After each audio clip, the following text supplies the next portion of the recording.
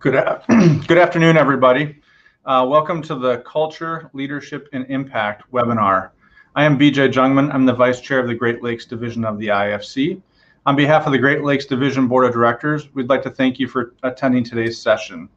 I have a few logistical items to cover before I turn the webinar over to our presenter. First, I would ask you to find the chat function in the upper right-hand corner and introduce yourself in the chat with your name, your fire department, your role, and what drew you to this session. The audio is being broadcast using a VoIP technology through your computer speakers or headset. Please make sure your speakers or headset are turned on and the volume is turned up. Audience microphones have been muted. If you experience any technical difficulties, please contact IFC support at webinars@ifc.org or via the chat function. In the upper right corner of your screen, you will also find the chat and a Q&A menu next to it. You are encouraged to share your comments and submit questions for the speakers. I would ask that you use the Q&A tab for any questions so we can keep track of what has been answered and not. If the presenter will have handouts at the end of the session, and that will be in the upper right-hand corner on another tab. You'll receive a link with today's recorded session via email, along with a brief survey. We would like you to let us know about your experience today. I'm very excited to introduce our speaker today, Amber Peterson. Amber is the managing partner at Peterson and Perm Associates. Amber approaches her work in organizational development with a robust and lively spirit, giving special attention to how culture, professional development, and employee wellness intersect. Having come from the public safety field, Amber's primary mission is to help fire, police, corrections, and government entities provide their employees with a productive and engaging work environment. Her services include assessing workplace culture, facilitating strategic planning, guiding leadership development workshops, and coaching staff on increasing their wellness and the wellness of their peers. I'd like to thank Amber for her willingness to share her expertise with all of us today, and I will turn it over to Amber for her presentation. Welcome, Amber.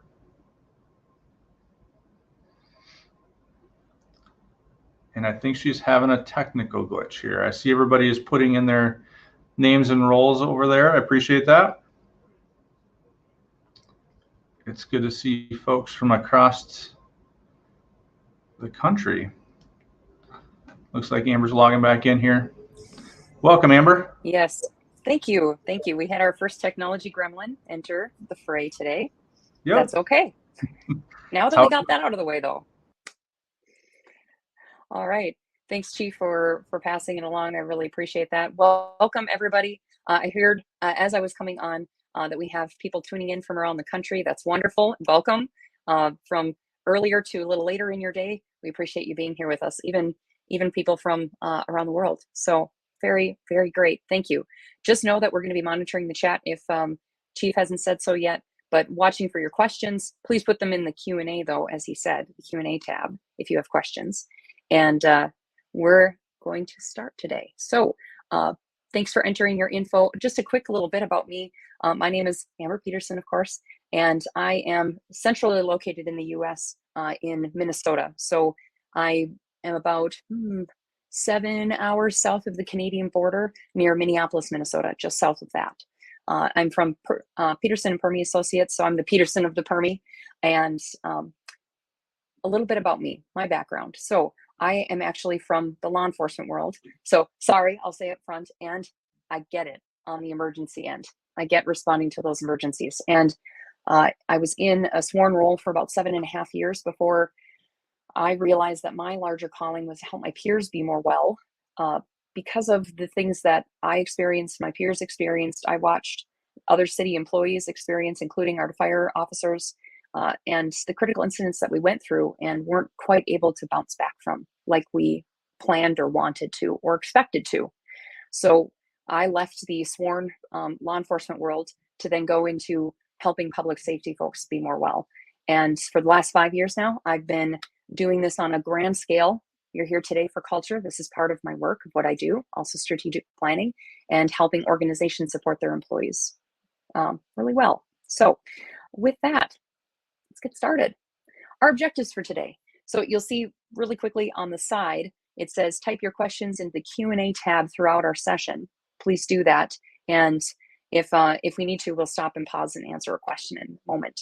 Otherwise, today, we're going to look at organizational culture. What is it? How can leaders, you guys, impact your culture?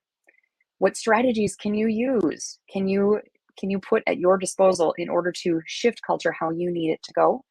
And then what are some differences that we're talking about? I'll talk about this later, but constructive and defensive strategies. Last, we're going to stop really throughout the whole thing. We're talking about people leadership here, but we're going to pause for that at the end and hear some stories from Chief Jungbin. Now, I am high engagement, meaning that I love to hear from you guys. So we're going to do a poll right here. What is organizational culture? You have a few options to pick from. Pick any that, as many as apply for you. And thanks, Nan, I see you pop that up. So we'll give folks a few seconds to answer. Pick as many as it makes sense for you.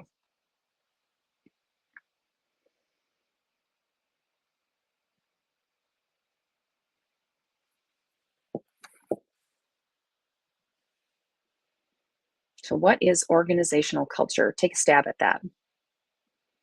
Okay, I see some results coming on in. If you're curious about the results of the poll, next to the chat and the Q&A tabs, up in that upper right-hand corner, it says polls. You can click on that and you can look too. We'll give it just maybe like 5 more seconds, Nan, and then we'll close it up. For anybody that's internet is lagging behind today. Okay, great, thank you. Okay, so organizational culture. The vast majority of people said it's our department's values and what we expect of each other. You know, both are correct. I would say more so that it's what we expect of each other, which I'll explain here in a moment. And your department's values really figure into this. It's a big part of the foundation. So what is culture? It is the way we are expected to do things around here. You think about culture like your organization is like a tree, and culture is all of the deep roots that are in the bottom of that tree, deep in the ground, and these expectations that we have of each other. And what we know from the research is that culture is 8 to 15 years old, at least. There might be some new roots that are kind of near the surface, that are new expectations that are being cultivated, but many of them extend way far down.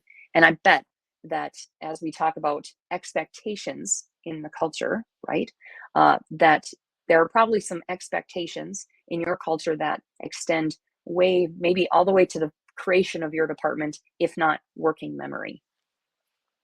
Now, you hear a lot about culture, but climate. We hear a lot about climate factors. If you've ever done the Gallup survey, that has to do with, or brought it into your agency, that has to do a lot with climate factors. So the difference here, because they're different, but they fit together as a part of this puzzle. The difference being that climate is more like the leaves on the tree. It's more like the attitudes and perceptions that change day to day, or at least more quickly than expectations and culture. So climate, a couple examples as you can see on the screen: clarity of the mission. How clear is the mission to me today as a member of the organization? Can I recite the mission? Maybe, maybe not, but do I understand it? And do I understand how to put it into practice? Maybe I've been getting some conflicting messages lately that have shifted my perspective. What's my satisfaction and motivation right now in my job? And how engaged am I? Am I involved in my job?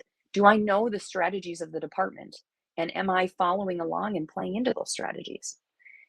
Now, a couple examples of cultural expectations are things like take on challenging tasks. If I am expected to take on challenging tasks, then I am expected to be engaged, take maybe moderate risks that aren't dumb, right? I think a lot of us think of risk as dumb things, but risks as in maybe I'm going to try a new strategy in a safe environment. Maybe I'm going to teach something new or try a new practice. Take on challenging risks or tasks. Then it might be plan ahead. Strategic planning is a great example of that here in our department, we plan ahead. Now, cultural expectations could also be things like don't rock the boat or point out all of the flaws. So the point being with these is that the climate and culture are two pieces of this puzzle, and these aren't always spoken. This is the thing. With expectations, with culture, a lot of it is actually unspoken. So we need to be on the lookout for it and know what we're hearing and know what's expected of people, because we all know what's expected in our organizations, even if we can't put words to it. So how do we create culture? How do we change culture? Well, culture is built through shared learning and mutual experience. Meaning, if you think back to your last call, last big call, what did y'all learn together? And how will you act differently out of that? Or are you already acting differently out of what you learned from that call?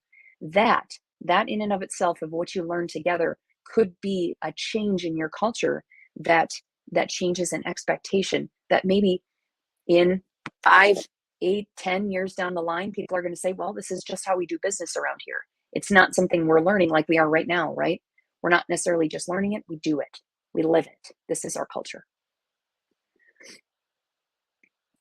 Now, I'm going to show you this circle graph here, and it's a way to think about culture. I'm not going to dive too far into the nitty gritty here because this is about big organizational culture.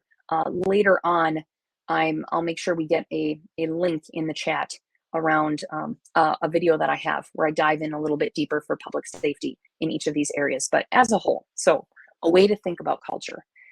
This is from Human Synergistics. They've been doing research around culture now for about 50 years and have a really good grasp on what is organizational culture and how do leaders impact it. And you'll see a lot of these graphs here today. Now, from their research, they found that culture generally lands or falls into 12 different categories. You'll see there's 12 different pieces of this pie here, but they group into 3 different areas. Now, the top area, the constructive cultures, those are cultures that promote goal setting, achievement, growth, learning, teamwork, collaboration. They are the go team go type expectations that we have in our organizations. Now, these types of organizations in our public safety sector, this is where you are retaining your employees. If your culture is strong in this area, you're retaining your employees. Your recruitment is up, maybe compared to other agencies around in the area. You also have a lot of alignment around the goals in your organization, and people are bringing their brains to work in addition to their bodies, right? Not just arms and legs to fill a rig.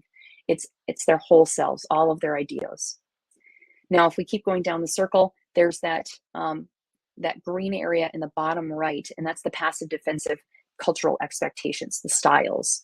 Now, these have to do with if an organization is really strong in this area, it is much less effective. It's about conformity, rigidity, lack of team member accountability and initiative. This is where we can't make decisions. There's a lot of bureaucracy here in the public sector. If this is the strongest part or the strongest chunk of styles. Now, this might be that, well, I'm going to tell you something up front to your face that I think you want to hear, but I'm going to do something instead back here. Or maybe I'm just going to push decision upwards. Or I might even just totally avoid any new types of activities at work. I'm just here to do my job. Don't ask me to do anything new. I'm just here, and then I'm going to go home. Those are those kinds of cultural expectations. Now, the last big cluster here on the left-hand side, the red, the aggressive defensive, that's about internal competition. It's pointing out the flaws and mistakes, short-term emphasis versus long-term effectiveness. So this is where, as we're in the green, it's about who do we please to survive around here. Now we talk more about tasks and what do I have to do, and it gets very competitive, very, like it says, aggressive. Like, I'm going to point out all the flaws and mistakes around me because it's expected that I do that. It's also expected that my unit or my rig or my crew is going to compete with that other one over there because we have to get the recognition, or everything has to be absolutely perfect. All of the T's crossed and the I's dotted. So we'll keep talking about this, but now I'd like to hear from you guys again. So my business partner, Kathy Permy, and I have been building a public safety culture database for these last 5 to 7 years now. And what we have is a really good representation of, in public safety, what does an ideal culture look like versus what a current culture looks like. So the ideal being right over here, right? What do we ideally want as a part of our culture versus what do we currently have? So I'm wondering what differences you notice, and I'd love to hear that in the chat.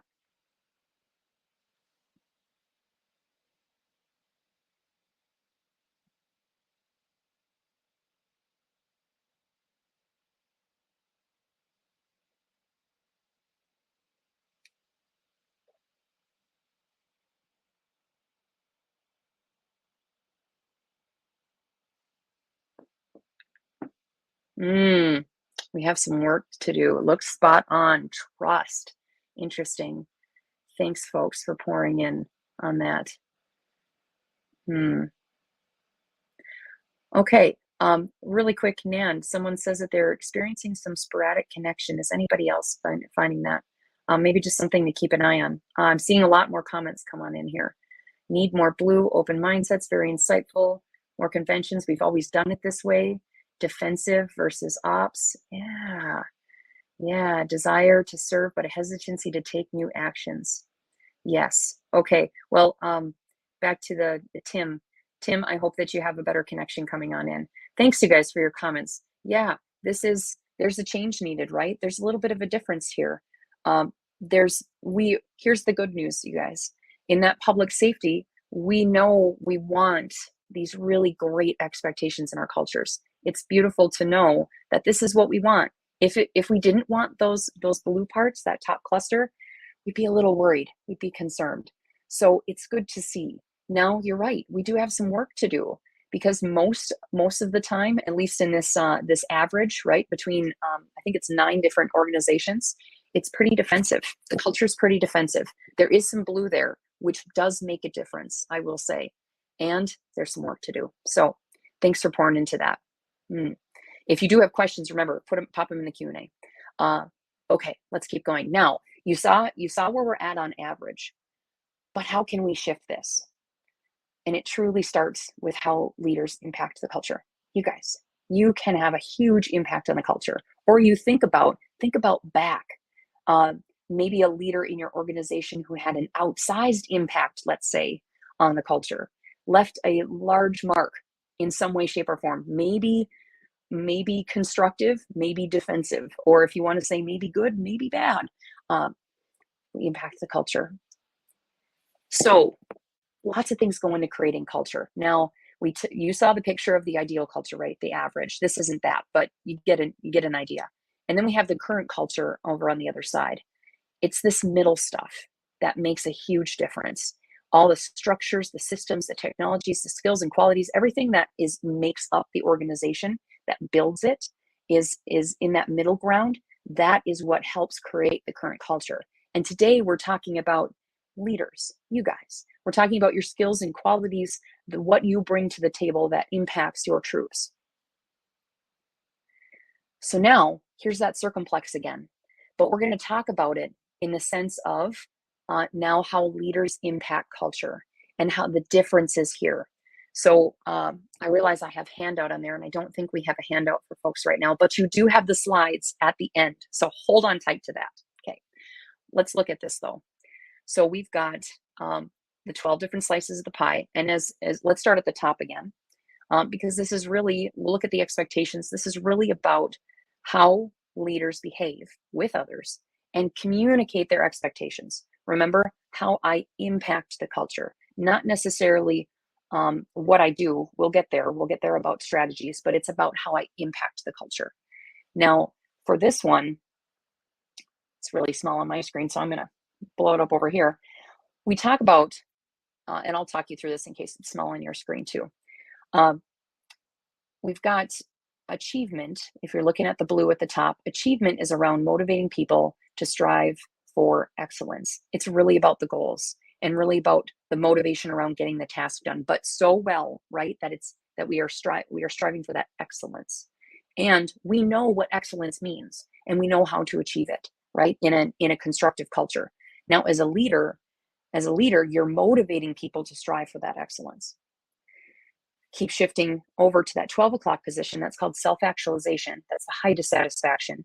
Now that is around, as a leader, expecting people to maintain their personal integrity and personal standards. Now, look here that it's about, I expect people to maintain their integrity, to maintain their personal standards. And as a leader, I'm very clear about those expectations. People know.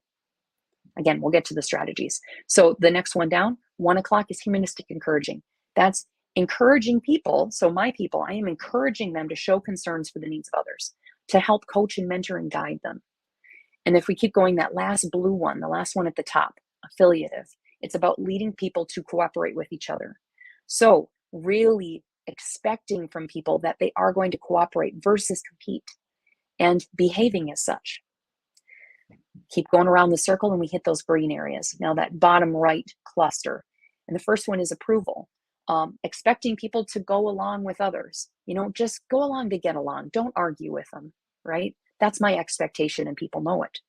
As where if I keep going down conventionals about the rules and it's pressuring people to accept the status quo. Well, that's just the way it is. I saw somebody in the comments that put like always doing what we've always done.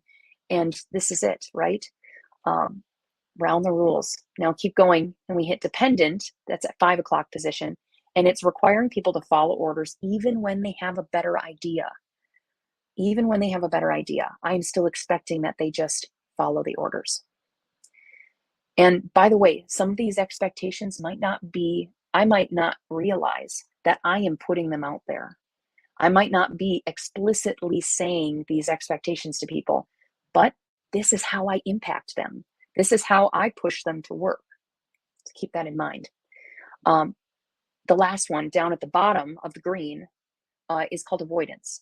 And for that, it's leading people to play it safe and waiting for others to act first. Now you can see where this might get in the way, right? If I'm expecting people to wait, that might get in the way of some of the things we need to do for our jobs or internally with each other.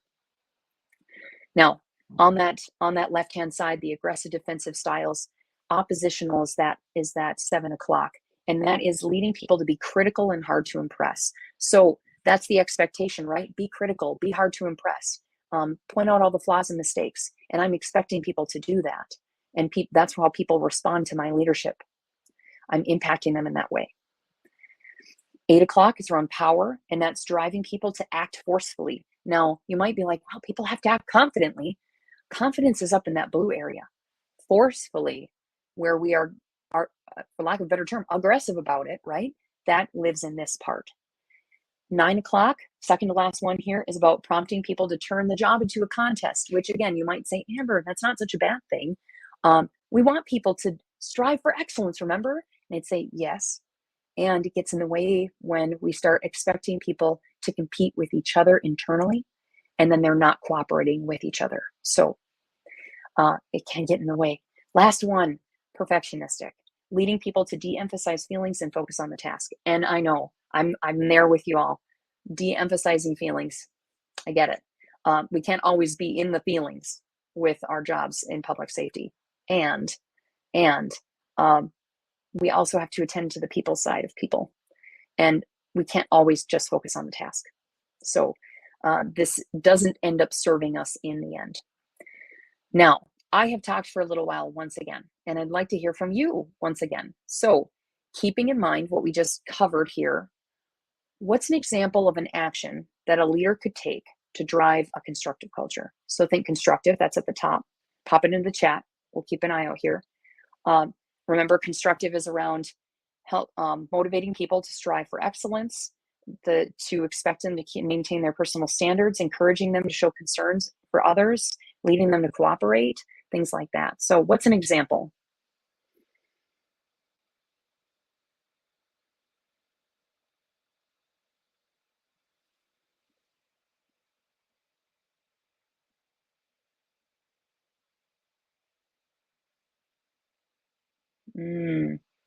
Create a learning environment. Yep. Thank you. Delegation. Yes. Recognize high performance. You know what's beautiful about delegation is when you expect the people underneath you to take on tasks and start to learn. You're really helping them learn so they can grow, and maybe someday they can be chief, or they can be deputy chief or assistant chief. It's succession. Great. Lots of comments. Excellent. Thanks, guys. Provide opportunities for professional development, clear statement of goals, be the person you expect them to be. Oh, I like that one. Thank you. Model the desired behavior. Yes.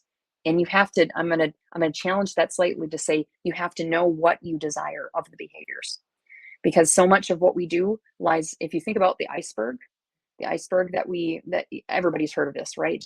We're only aware of so much of what we do or what we say, and we have so many thoughts that we're not even aware of.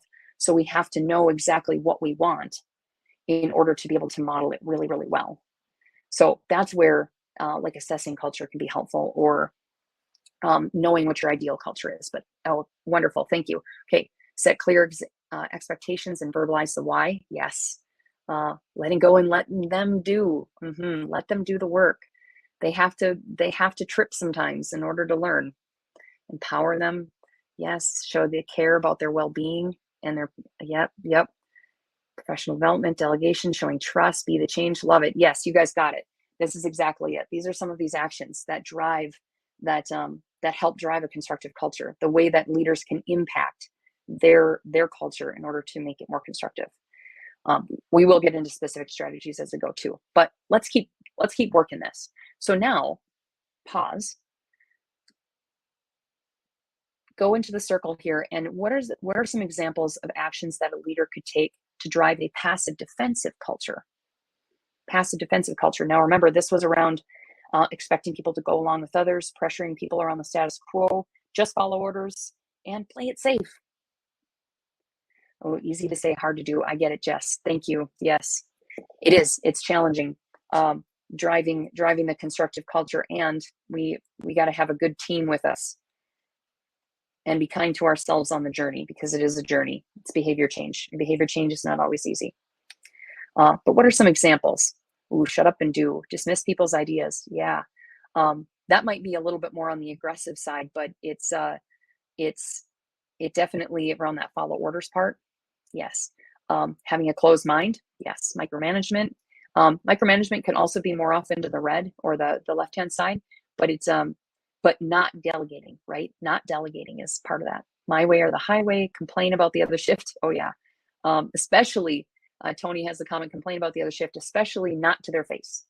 When you play nice to their face, but then you complain about them in the meeting after the meeting, that's that green, that's that passive defensive. Oh, you're new. Oh, you are new, so you don't know, maybe is what I'm reading into that. Don't listen, close your door, sit back, let things happen, ignore conflict, fixed mindset. Ignoring conflict is a big one of this area, very much so. Discount empowerment. Focus on the rules too much and not doing the right thing. Yes, exactly. When we hide behind the rules in an organization and say, I'd love to help you, but the rules say that I can't, stuff like that, that's passive defensive culture. And as a leader, if you're modeling that and saying, well, I'd love to give you that new role, this organization, but HR says I can't, like stuff like that, hiding behind the rules. Absolutely. Okay, you guys got this. So now let's, of course, I bet you can call it. We're going to go to the aggressive defensive culture. So what are some examples of this one? And if you can't read it, if it's too small on your screen, leading people to be critical and hard to impress. Remember, pointing out those flaws. Driving people to act forcefully. Prompt people to turn the job into a contest. Leading people to de-emphasize feelings and focus on the task. What the chief wants. That's a good one, Mark. Do as I say and not as I do is definitely in that red area, in there. Withholding trust. Oh, not my job. Not my job can sometimes be in that green, where we say that's somewhat of the rules, or even in that dependent, that 5 o'clock, where we say, well, I wish I could help you, but my boss says, and as a leader, you could say, well, you know what? It's not really in the job description, so, you can't really do that. Okay. But we're talking about the red. Okay, playing favorites, not acknowledging positive achievements. Yes, penalty versus reward. Absolutely. More heavy on the penalty. We are going to do better than that shift. Absolutely. That's a thing. Thank you guys. Because I said so. I like that one. Lack of information sharing, constantly applying pressure for better performance. Yes. Stay in your lane. Okay. Yeah, you guys got it. Numbers only person. The first answer is always no. Adopting an approach, emphasizing discipline rather than learning. I don't care what you think. Yeah, this is all very much transactional. Thank you, Rocco. Absolutely. This all lives in this area. Yes. So now I bet you guys want to hear about some of the strategies. How do we start impacting culture in a way that we want to be? What are some strategies we can deploy? Let's talk about these. So leadership strategies, especially from your level, if you're top level, right? Even if you're in the middle ground, if you're a captain or a lieutenant or something in the middle ground, your title, you can still deploy these, right? This doesn't have to just be the chief or assistant chiefs. So there are prescriptive strategies and there are restrictive strategies. Here's what I want to say really quickly as we read through these, that neither are necessarily good or bad. They're constructive or more defensive, and we do need all of them at different times potentially. So it's really, and I'll talk about how many. It's a 3-to-1 divide, but we'll talk more about that, but without judgment, these are what they are, right? Prescriptive being guiding and directing the behavior and activities toward the goals and opportunities and methods, what we want people to do, helping them understand what we want them to do. As where restrictive strategies are just that, they're restricted, they constrain, they prohibit the behaviors and the activities of employees with respect to goals, opportunities, and methods. So what that means is I'm going to talk a lot about what I don't like, and I'm going to keep you from doing the thing, and really just focus on the don't do that instead of saying do this instead. So balance matters in this. It is a 3-to-1. So I'm sure you've heard somewhere in passing that, we need 10 positive comments to every 1 negative. Well, your leadership and how you impact your culture is no different. You do need a lot more prescriptive approaches versus restrictive approaches in order to have a constructive impact. So let me say that one more time. For you to have a constructive impact, so think that blue, constructive impact on your organization, you need to use prescriptive strategies or approaches more often than restrictive. And typically this in the research says it's a 3-to-1 balance. We need 3 prescriptive to 1 restrictive. Okay. Let's talk about what these are and what the research says. So some of this, don't worry about the words on there. I'll talk you through it. Some of it's a little bit small, but might be for you. But look at the left-hand side first. So here's what the research shows, that the most prescriptive leaders, so think about prescriptive, right? I'm telling you what I want you to be doing and really guiding and directing toward. This is their impact. This is how they are rated by their peers, by who's managing them, as well as their direct reports. This is what comes out for them, right? Way more constructive impact. They're having a much more constructive impact while using those prescriptive strategies. Now, those little bars that you see with the little arrows or the little triangles, that's around leadership effectiveness. Now, when you do a 360 like this, a 360 assessment, which means that people around you are taking this assessment about you, and you just not doing this yourself, even though that's part of it, but a lot of people taking it about you, they're also going to rate your effectiveness in your organization, in your personal life, and how it's all balanced. And you see it's trending over on, you can't see the numbers, but it's trending over to the right, which is really good. It shows that these leaders are a lot more effective according to their people within their culture. As where, if we look on the other side, if we look at, I can draw this right here. If you look at this one on the right-hand side, this is the more restrictive leaders who are using more restrictive strategies. And look at the difference in their circumplex and how their circle graph pops up. This is how their direct reports, their peers, and those who manage them, this is how they say they are impacting the culture. It's much more defensive. And those little triangles over on the right-hand side, they're much more in the middle, saying that they're less effective than the folks who were using prescriptive strategies. So I think you get the point. Let's talk about the actual strategies that are at our fingertips. Now, these are from Human Synergistics, once again, and they are what they have brought out in the research on what types of strategies can leaders use to change the impact of the culture. So, envisioning how the vision and philosophy of leaders is shared with others. And by the way, you are going to get these slides, so you'll get all of these little descriptions. Okay. But it's about the vision.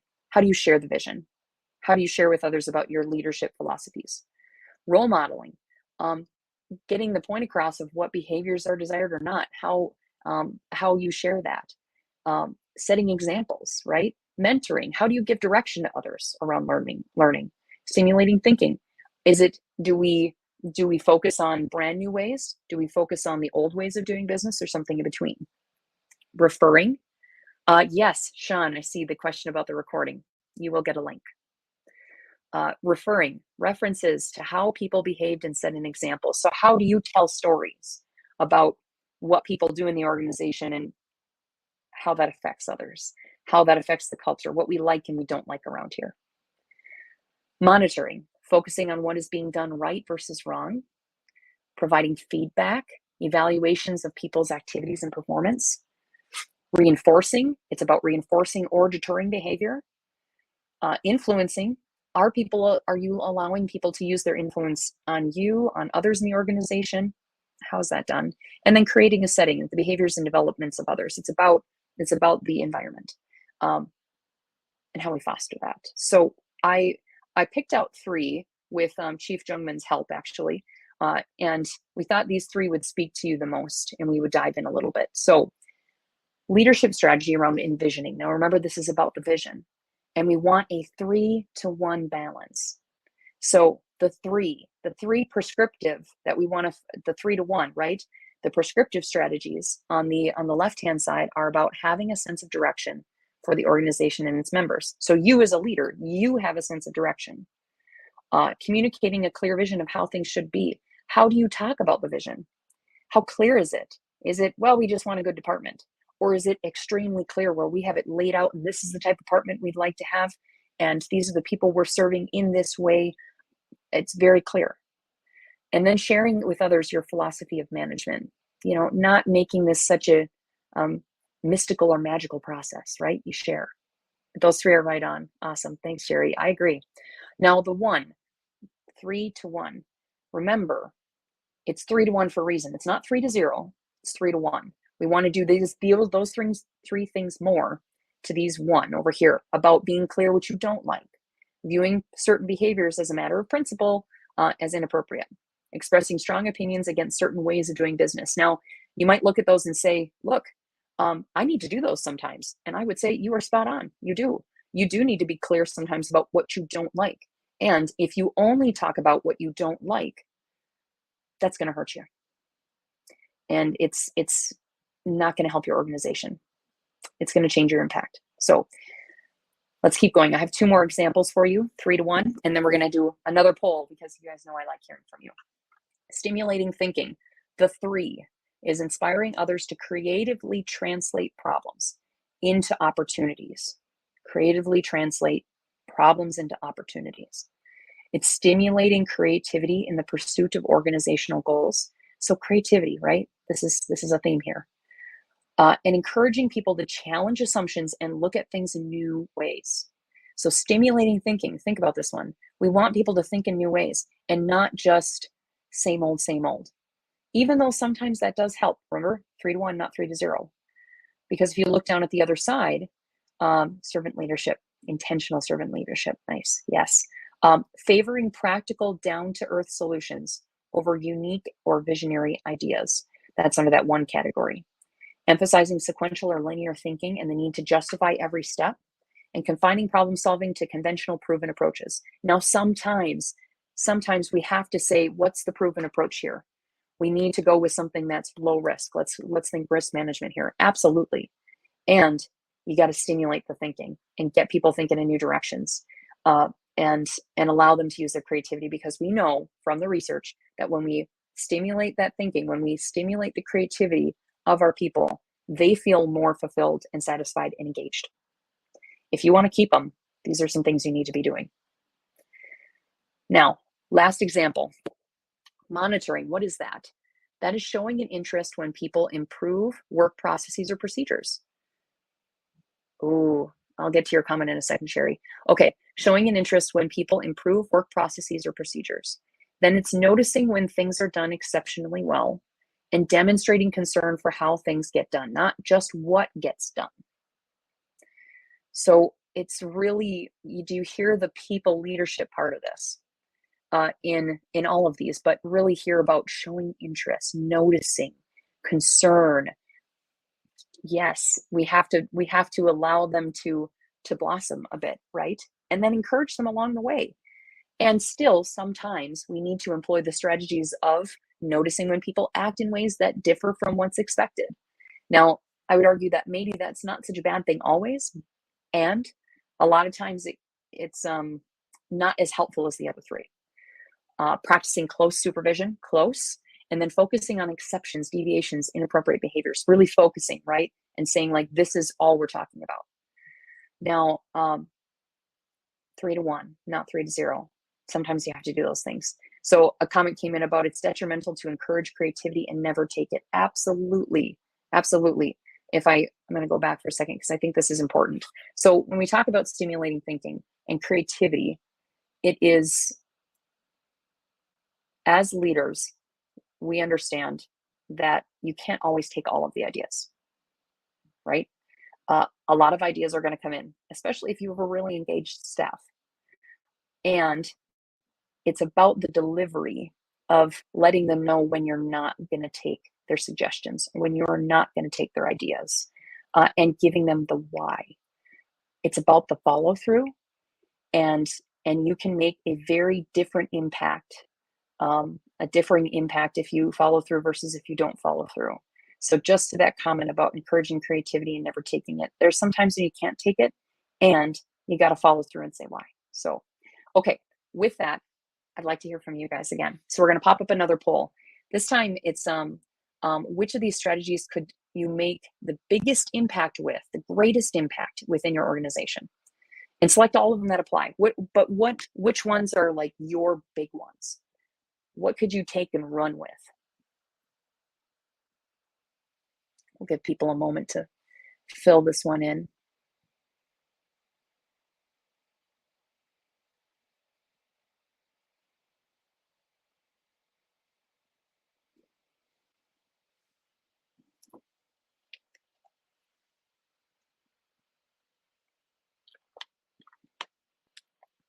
All right, I'm not seeing any results come in, but that might be just how my thing is set up. So Nan, I'll leave it up to you if you want to give it a few more seconds whenever you'd like to close it.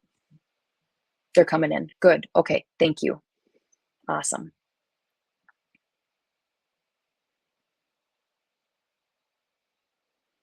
Which of those strategies could you make the greatest impact with in your organization?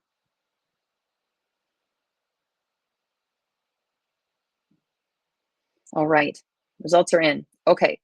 The top one, I'm seeing communicating a clear vision of how things should be. Yes, that can have a huge impact, as well as having a sense of direction for the organization and its members. I'm hearing a lot of envisioning here. And let's see. Next one is noticing when things are done exceptionally well. And one more.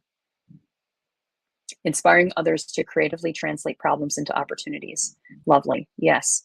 And here's the thing, folks, is that you don't have to overthink this either. It's survey says yes. So it's don't overthink it. What is the smallest action you could take that could have the greatest impact? This is the question. What's the smallest action you could take that would have the greatest impact? So that means that if you take something like, let's see, I'll take the big one here about communicating a clear vision of how things should be. Break that down. How could you do that simply? Make it easy on yourself. Make it easy for the people around you to understand what you're talking about. You don't have to overcomplicate it. I'm empowering you in this. Okay.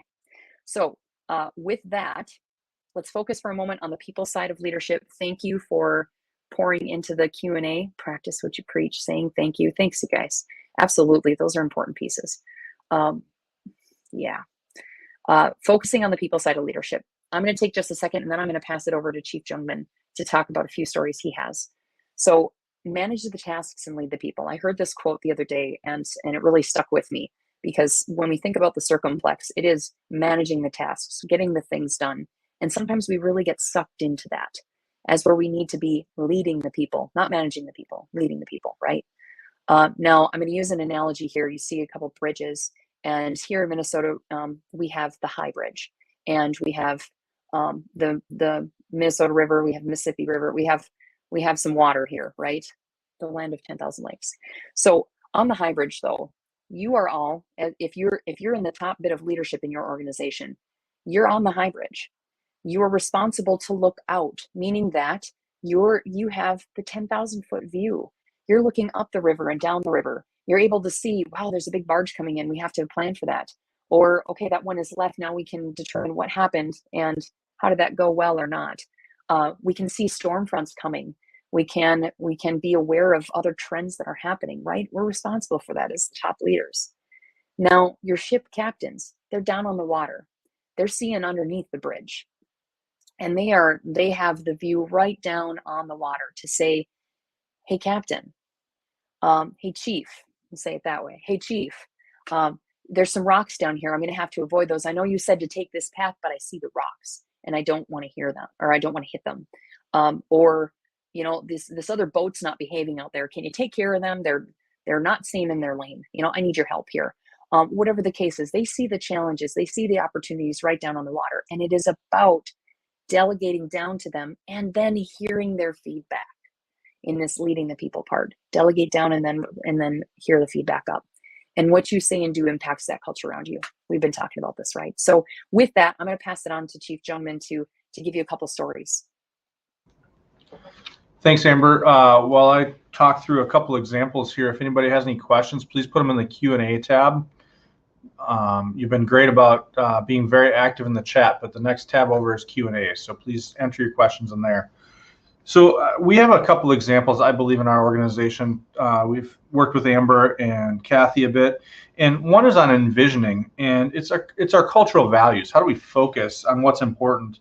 And really, we have 4 C's that have been around longer than I've been in the organization, of character, communication, competence, and collaboration. And really, it helps us define what's important. And when we get new folks that come in, I tell them, here's the cultural values. The chief staff spends an hour and a half with them going through cultural values. And I really tell them there's 2 things that are going to get you in trouble. And it's that if you don't tell us the truth, or if you screw around on going on calls for service. I'm not saying mistakes, but intentionally not going on calls, dodging calls, things like that. And really, it brings into focus what's important. And we spend time talking about what are those 4 values and how do we make people good at their job, and what does success look like in the organization. And then we continue to ingrain it. So we talk about it when we hire them. We talk about it when we're training. And it's not an exercise of can they recite them. It's an exercise of reinforcing what's important to us, right? So when I send out my weekly update, recognizing people that have done good work that fall in line with those values. It's how we respond to calls. It's how we evaluate people as part of our performance review and part of the discussion with their supervisor. And then again at our annual meeting, and it's part of discussions again, and it becomes organic. When people buy in, it's not about what we preach about it. It's more about a discussion so that they understand it and that they feel comfortable with it. And at the end of the day, in all these different formats, we talk about, if you know our cultural values and what we expect, you don't have to know the policy manual word for word. We want you to be familiar with it, but if you hit those cultural values, you won't have to worry about what the policies say because you'll exceed what's in the policy manual. So that's one example. And then on the monitoring front, and really that was about changing my focus and our focus as an organization. I can tell you I grew up in an older school leadership of do as I say, not as I do. And really it's about changing the focus on what's being done right, not catching people do what's wrong. An example of that is our internal affairs. When there was an issue, we jumped to conclusions. Oh, I can see how that went wrong, and think that we knew. Now the focus is help me understand how this happened, because I would submit to you, rational people make rational decisions. They come to work to do a good job. So it's understanding their perspective. And the first place we look is, did we set them up for success? And it doesn't really matter whether we hit a garage door, made a medication error, had a motor vehicle accident, or it's a complaint, right? Did we set them up with the tools to be successful? And again, it doesn't mean that we don't address issues. It's how we approach the issue, right? Amber's 3-to-1 example, 3 on the positive side to 1 on the negative side. Doesn't mean we won't ask questions and get to the bottom of issues, but let's start with the fact that people were acting rationally and that we have great employees. And it's a matter of understanding their perspective. Because if our policy doesn't give them the right information and we didn't train them on it, how can we expect them to be successful? And how can we come down on them? We need to fix our issue so we set everybody up for success. So those are a couple of quick parables to relate how this culture transition in our organization we've experienced over the past decade has gone. I'll turn it back to you, Amber.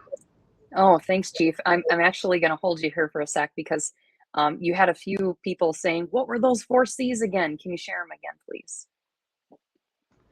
Absolutely, and I'll put them in the chat. Character, communication, competence, and collaboration. And I'll throw my email in the chat because I'm happy to share additional information if anybody wants it. Awesome. Thank you. Okay, so here's where we're at. I have some more resources and information for you. I'm gonna grab that link for you if you want to watch a little short video on how culture works. And I have my website on here if you're curious, as well as Human Synergistics. They have a great link that you can go to and play around with the Circumplex. You can play with it in an organizational view. On the big view, you can.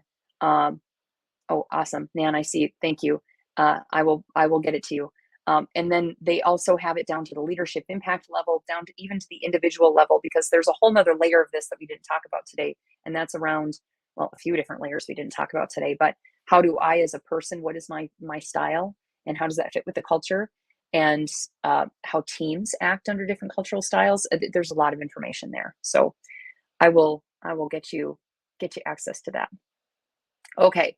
So here's one more thought, and then I'm actually going to pass it for Q&A because I saw we had a question about competitive culture. Let's talk about that. So if you're wondering what's next for us from here, what could we do to start shifting our culture? You have a number of different options. There are a ton of 360 tools out there. Now, I'm a little biased. I love Human Synergistics tools because they give us such depth. We as consultants who have access to the information, I'm talking for the organizational culture inventory, that one all the way on the right. I get like a 200-page document full of data, diving in really deeply in your organization. So, and then we talk about teams. There's leadership impact. That's what we were talking about today. There's another layer down talking about management impact. So your mid-level folks, how they impact the culture. Their role is different, right? So we have a different assessment for them. Regardless of what you're going to use, though, it's about getting a clear view of where you're at. You got to know where you're at before you can start to shift and go where you want to go. You can start shifting now, but your efforts might be wasted because you might not be moving in the right direction. So with that, I love the comments around BJ, your four C's. Lots of comments around that. That's great. Now we had a question I'll see in the chat here. How do we change a competitive work culture and get staff to work more collaboratively? Thank you, Julian. So Julian, here's what I would suggest. Number one, you have to know, what are we competitive about? What do we collaborate around? And what do we compete around? I'm getting really clear on that. Maybe we compete around everything, I don't know. But at least to pick these out and say, we are really competitive with each other in these areas. And then it's about why. Why are we competitive with each other in these areas? What is driving these behaviors? What's reinforcing? You got to start to look at the structures around that competitive work environment. So, let's take an example.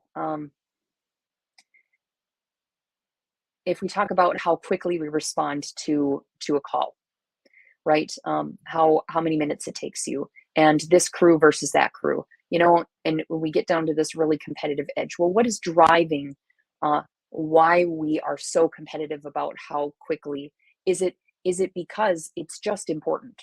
It's just important that we get to the call so quickly. If that's the case, then that might not be bad. But if it is, well, we compete because we want to be better than the other crew, and we don't like them, and we need to get the resources and show that we're the best here. I'm really being facetious here, but you get the point, right? We need to get all the resources and have the great reputation, and we don't want to lose anything that's ours. When it gets to those levels, then that gets in the way of collaboration. So get a clear view of what you compete around, why you compete, and how is it reinforced? Are people rewarded for competing with each other? And now you have to start changing those structures. I see another question here about what are your thoughts on climate surveys? They're helpful. They're very helpful, right? They're a piece of the puzzle.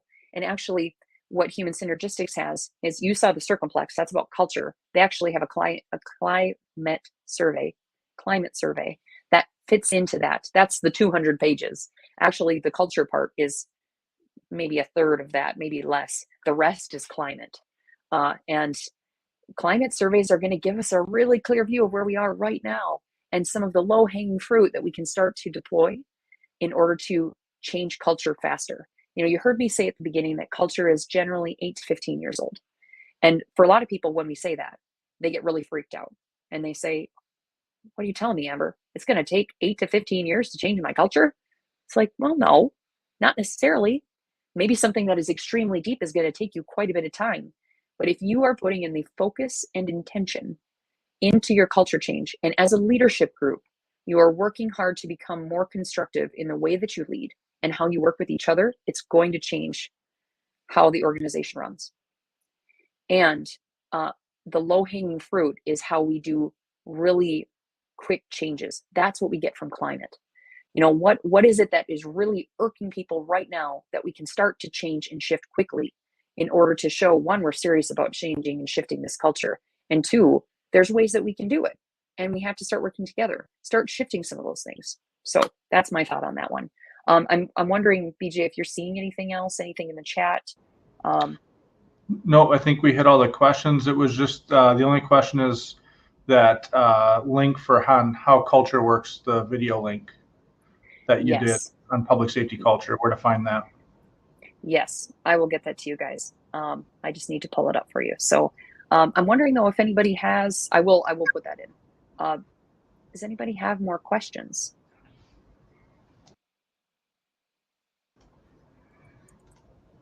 Okay. Not seeing How anymore. about, okay, not seeing anymore. All right. I want to give you a second. Please put this in the chat. What's one thing that you're taking away from the session today?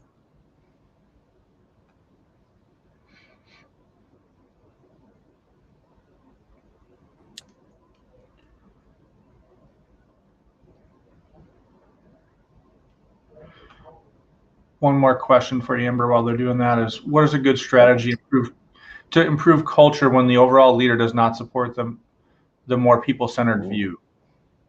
Ooh, well, when the overall leader does not support a more people-centered view, that's tough. That's tough because they set a lot of the direction. Oh, the 4 C's. Thanks, Terry. I like that. They set a lot of the direction for the organization. But here's the thing. The top leader, the overall leader, is not the only person running that organization. Culture is we each, all of us, have a part to play in culture. And we reinforce it by how we do things. Now, a large group of employees, let's say, you get enough people interested in changing things, they can start to choose to behave and act differently, and to have different expectations of each other, and start to shift their own culture in, say, their small group. We didn't talk today about subcultures. There's cliques all over your organization, I would bet. And they each have their own little subcultures. And maybe this crew has that subculture in that one. Well, they can decide to have a really constructive subculture. And if they get enough people on board, that starts to grow. And then the people that aren't enjoying that leave eventually. So, and I get that can be easier said than done. And it's just remember that we each have our own part to play, and we can choose to have constructive impact expectations. So and I'm hearing this one, Gregory, it may be too long of a question. How do you address clashing cultures within a single organization, labor versus admin? Yes. Oh my goodness. I hear you there. Okay. So labor versus admin. This is a big question, and that's okay. It is about getting clear with each other about what you expect. You have to start with those uncomfortable conversations. When we have a lot of lack of clarity, let's say, a lot of competing messages, it doesn't help any of us. Back and forth. We need to come to the table together. And I know, again, easier said than done at times when we talk labor versus admin. But you have to be able to come to the table and have a conversation and start to find out. And here's a big part of this is being open to what the other side has to say, being open to hearing their message. And I'm talking both and. I'm talking labor, you got to hear what admin has to say, and admin, you got to hear what labor has to say. Because is there some common ground here? Maybe we're talking about the substance of different things, but is there a common ground item underneath that we can unite around and start shifting together? Because I would bet labor also wants a constructive culture. It just might not be coming out in the ways that we expect. And same back and forth. So that's a big question, and I get that. But okay, okay. What are some of the themes that you're seeing, BJ, in what people are taking away? I saw a lot of the 3-to-1 ratio, about modeling, about being people-centered,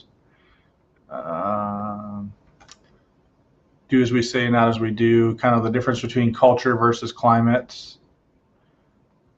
So a lot of the shift to people and a little bit on kind of the strategy to get there. Okay, great. I'm glad that was really helpful for people. I think we're running up on time here, so. We are. So last thing that I'll say here is I'm popping the password for that link into the chat. If it doesn't work for you, send me an email and I'll get you some instructions on how to view it. Or I would suggest trying a different browser. Sometimes Zoom recordings will not play nice with, say, is it Firefox? Some of the other browsers. So try a different type of browser and you might be able to access it easier. So how culture works 2022 ! That's the password. Use the caps where it shows, and we'll make sure that you get those links too with the handout. Thank you all so much for being here today. Thanks, Amber. I appreciate you taking the time today. And on behalf of the Great Lakes Board of Directors, I want to thank everybody for attending. You'll receive a link with today's recording by email, along with a brief survey. Please let us know how your experience was today so that we can improve for the future. Thank you for your time and have a great day. Be safe. Thank you all. Thank you.